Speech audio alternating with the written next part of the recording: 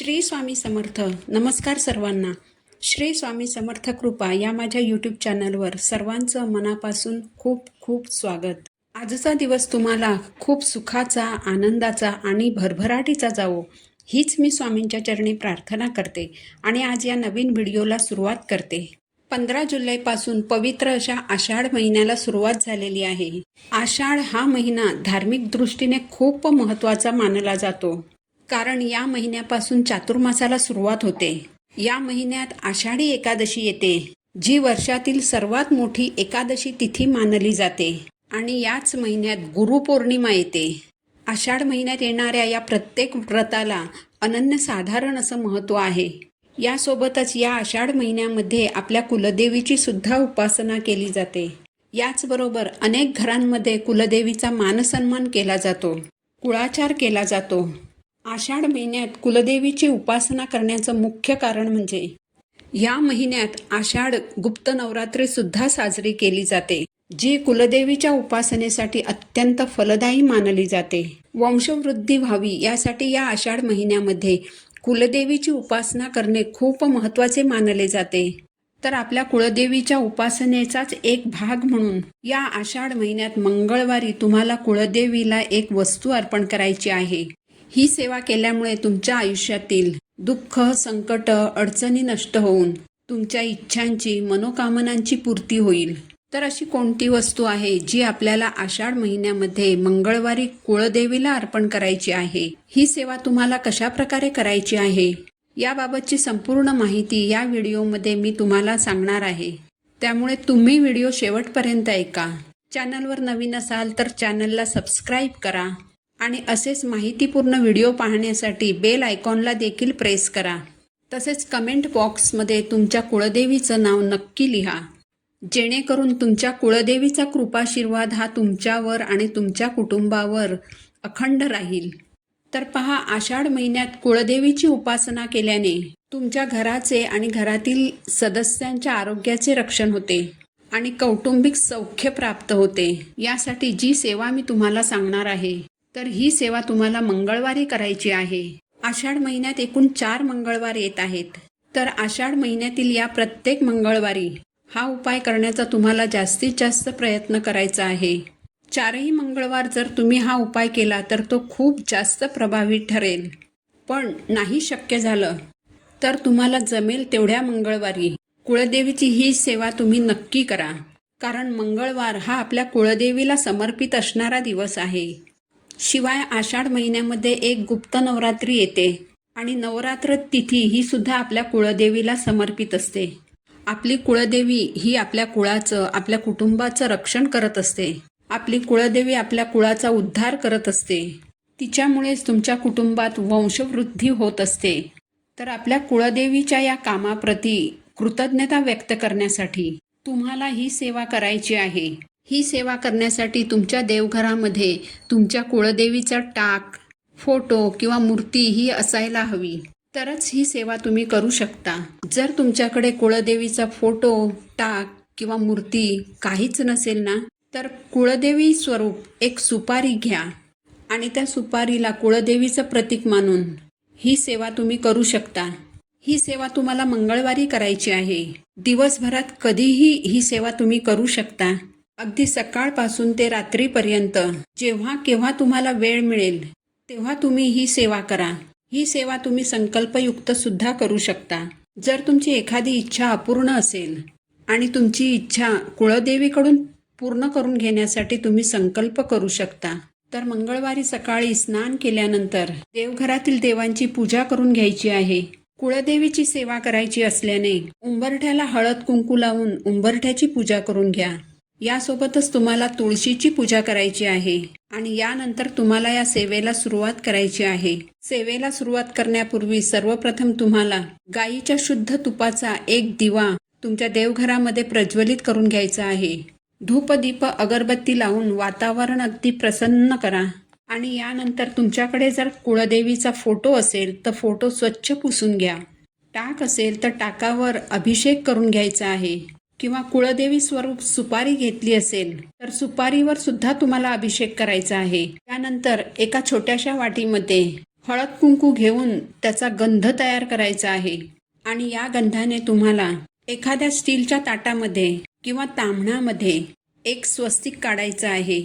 स्वस्तिकला हळद कुंकू अक्षदा फूल अर्पण करायचं आहे आणि त्यावर तुम्हाला कुळदेवीचा टाक किंवा कुळदेवी स्वरूप सुपारी घेतली असेल तर ती ठेवायची आहे आणि यानंतर आपल्याला कुळदेवीच्या टाकावर कुंकुमार्चन ही सेवा करायची आहे.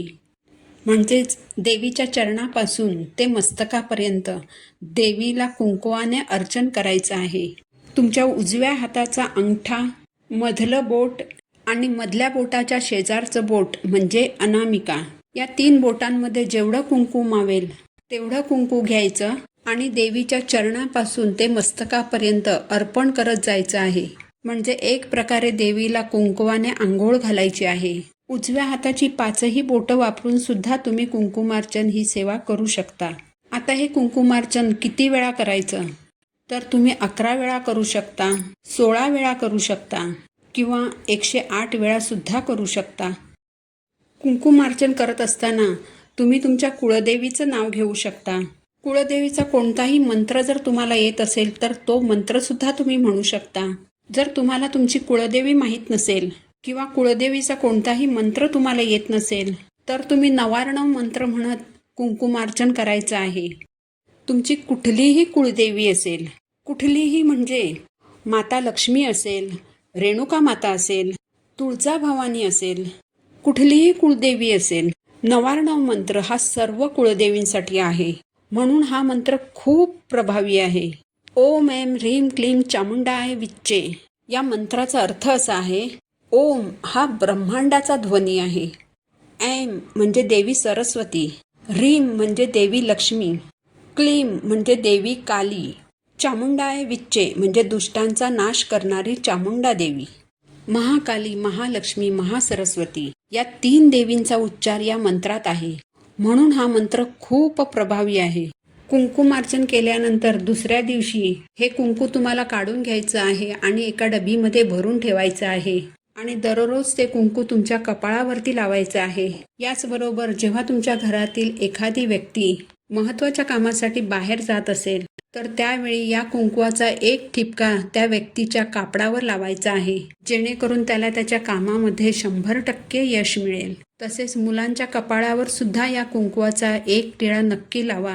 यामुळे वाईट नजरांपासून किंवा वाईट लोकांपासून तुमच्या मुलांचं संरक्षण होतं.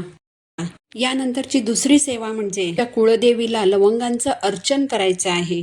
अर्चन म्हणजे काय तर एक लवंग तुमच्या कुळदेवीच्या चरणाशी अर्पण करायची आहे. यासाठी 11 लवंग तुम्हाला घ्यायचे आहेत. चांगल्या लवंग घ्या, ज्यावर फूल आहे अशा लवंग घ्या. अशा 11 लवंग घ्या. तर या 11 लवंग एक करत देवीच्या चरणाशी अर्पण करायच्या आहेत. लवंग अर्पण करताना नवार्णव मंत्र म्हणायचा आहे. तर 1 लवंग उचलायची. ओम ऐं ह्रीं क्लीं चामुंडाय विच्चे विच्चे म्हणत असताना लवंग देवीच्या चरणाशी अर्पण करायची. बघा, तुमच्या घरात जर कुळदेवीची सेवा केली जात नसेल, तुमच्या हातून सेवा घडत नसेल, कुळदेवीचा कुळाचार केला जात नसेल तर अशा वेळी मुलांची लग्न जमण्यात अडचणी उद्भवतात, संतान प्राप्ती होत नाही, संतान सुख लाभत नाही. म्हणून कुळदेवीच्या चरणाशी 11 लवंगांचं अर्चन नक्की करा.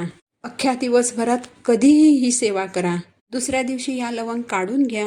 या लवंग नंतर घरातील सर्व व्यक्तींनी एक लवंग चगळून खाऊ शकता. ही लवंग तुम्ही चहामध्ये देखील टाकू शकता. सेवा करून झाल्यानंतर देवीला दूध साखरेचा, खडी साखरेचा किंवा खिरीचा नैवेद्य अर्पण करायचा आहे. तुम्ही तांदळाची खीर बनवू शकता, रव्याची किंवा मखाण्याची खीर बनवू शकता किंवा शेवयाची खीर सुद्धा तुम्ही बनवू शकता. शक्य झालंच तर तुम्ही कुळदेवीला गजरा किंवा वेणी देखील अर्पण करू शकता. आणि यानंतर तुम्हाला देवीला तांबूल म्हणजेच पानाचा विडा अर्पण करायचा आहे. 2 विड्याची पानं घेऊन त्यात थोडीशी बडीशेप, थोडीशी खडीसाखर, थोडा कात आणि 1 अख्खी हिरवी वेलची आणि 2 केसराच्या काड्या ठेवून विडा तयार करायचा आहे. विडा तयार करून झाल्यानंतर वरून तुम्हाला 1 लवंग खोचायची आहे आणि यानंतर हा पानाचा विडा तुम्हाला तुमच्या कुलदेवीला अर्पण करायचा आहे. यानंतर दोन्ही हात जोडून तुमची इच्छित मनोकामना तुमच्या कुळदेवीसमोर व्यक्त करायची आहे आणि तुमची इच्छा पूर्ण होण्यासाठी कुळदेवीला अगदी मनोभावे प्रार्थना करायची आहे. तर अशा पद्धतीने तुम्हाला या आषाढ महिन्यात मंगळवारी तुमच्या कुळदेवीची सेवा उपासना जी आहे तर ती करायची आहे. जर प्रत्येक मंगळवारी तुम्हाला सेवा करणं शक्य नसेल तर या आषाढ महिन्यातील एक तरी मंगळवारी ही जी सेवा आहे ती तुम्ही नक्कीच करा. आपण कुळदेवीची सेवा करत आहोत तर महालक्ष्मी अष्टकमचं पठण करायला चुकवू नका. महालक्ष्मी अष्टकम तुम्ही 11 वेळा पठण केलं तर अतिशय उत्तम होईल. पण शक्य नसेल तर किमान 7 वेळा पठण करण्याचा तरी नक्की प्रयत्न करा. महालक्ष्मी अष्टकम म्हणायला तसा फारसा वेळ लागत नाही, फक्त 1 मिनिट लागतं. तुमच्या कुळदेवीसाठी तेवढा वेळ तुम्ही काढाच. महिलांनो, सांगितलेल्या या सगळ्या सेवा करणं जर तुम्हाला शक्य असेल तर सगळ्या सेवा करा. कोणतीही महिला या सेवा करू शकतं. यामध्ये सौभाग्यवती महिला, विधवा महिला असा कोणताही भेदभाव नाही. यामुळे तुमची कुळदेवी तुमच्यावर प्रसन्न होईल, तुम्हाला भरभरून आशीर्वाद देईल, तुमच्या कुळाचं रक्षण करेल, तुमच्या मुलाबाळांचं प्रत्येक संकटापासून रक्षण करेल. ही माहिती जर तुम्हाला उपयुक्त वाटली असेल तर व्हिडिओला लाईक करा, चॅनलला सबस्क्राईब करा. पुन्हा भेटू नवीन व्हिडिओसोबत. श्री स्वामी समर्थ.